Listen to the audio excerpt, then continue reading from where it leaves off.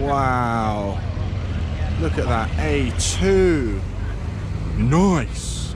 Hello. Welcome to Millbrook Proving Ground. This is very exciting. Millbrook, I mean, if you've watched any film with a car chase in, or you watched Top Gear back in the day, you will have seen this place on your screen before. This is where Clarkson, Hammond and May hooned a bunch of lorries that one time, remember that?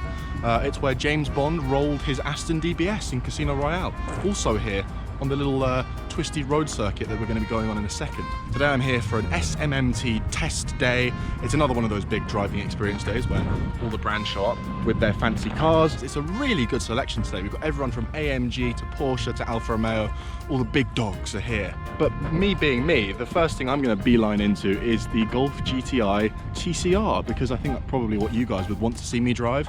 And it's a car I've wanted to get behind the wheel of for a really long time. As we know, the Mk7 Golf is about to die. The Mark 8 Golf is coming later this year. It's probably going to be brilliant, but the Mk7 was a particularly significant chapter, because during the Mk7 we had the introduction of the e-Golf, the GTE, and massive improvements were made to the Golf GTI and Golf R.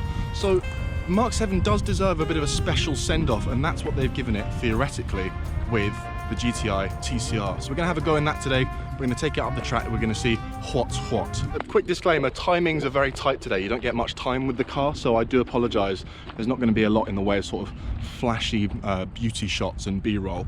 You're going to have a lot of this face in this video, and I'm sorry for that. No one deserves that.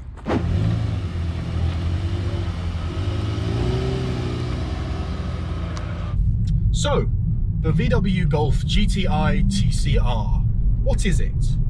Well, TCR is a touring car championship which the Golf competes in, and this car allegedly borrows from or is inspired by that racing car.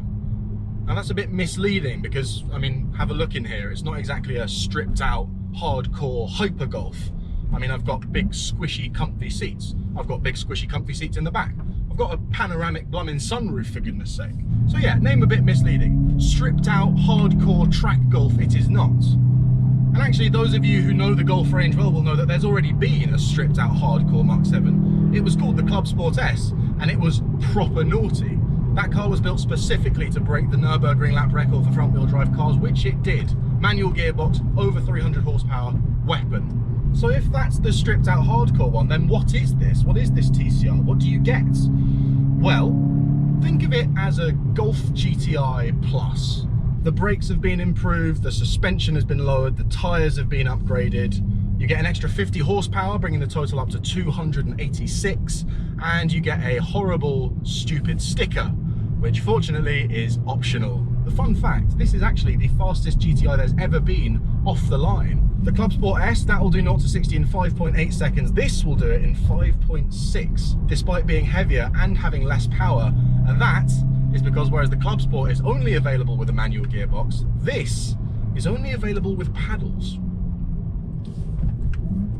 Doesn't seem backwards to anyone else. Should it have been a manual? Yeah, maybe. But you know what? This is my first time experiencing a DSG gearbox, and it is phenomenal. I mean, the changes are instantaneous. I know that it's nice to have the analog feel of the gear stick, but this is better, objectively speaking. What's more, I'm really enjoying the fact that I'm in a front-wheel drive, high-powered Golf right now. You know, usually if you want this much power, you either have to get the ultra-rare Club Sport or you get a Golf R, which is four-wheel drive and a bit more grown up as a result. This retains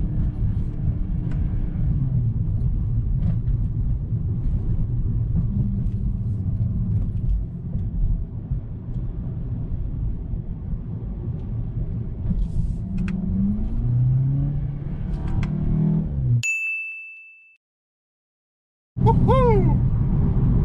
You can't see this, but there's an M2 competition in front of me and he ain't going nowhere.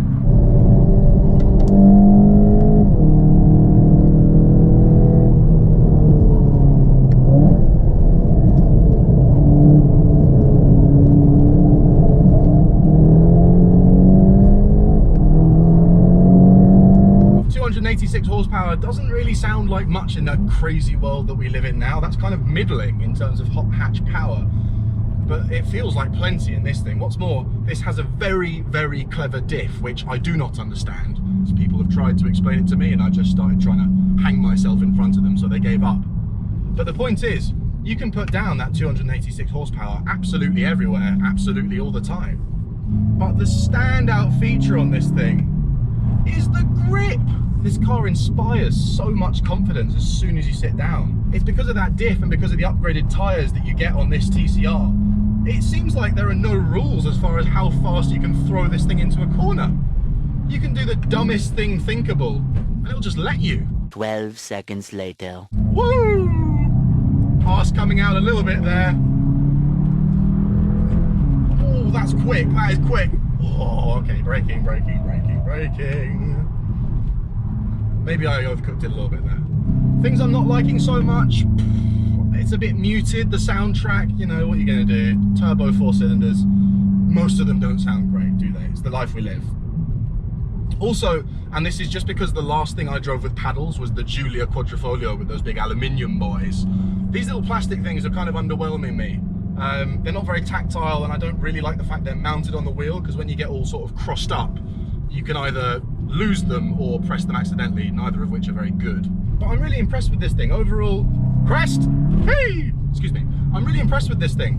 I think they've done a really lovely job. It's not what I expected. You hear TCR, you hear touring car pedigree, you expect some sort of track weapon. But actually what they've done is just taken a really good car, the GTI, and made it a really good car, just by turning everything up a couple of notches. I like that. So, the GTI TCR, just been out in it. What is my verdict?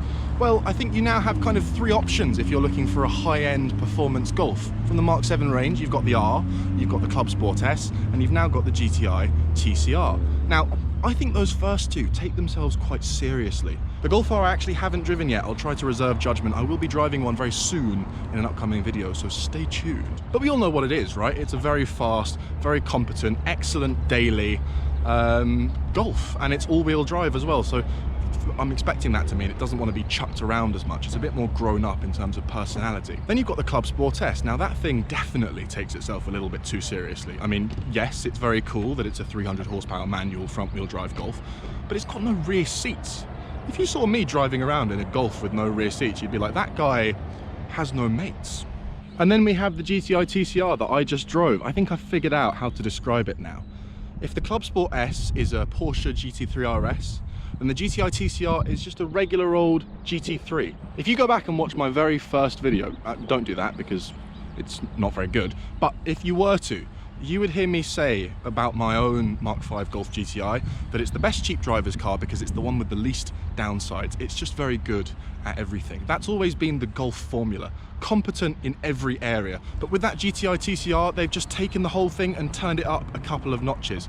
It's not a hardcore stripped out super Golf. It's a Golf GTI Plus. Everything turned up to 11, maybe 11 and a half. The Golf GTI TCR is not the most extreme Golf that there's ever going to be. It's not even the fastest around a track. But is it the best? Really might be.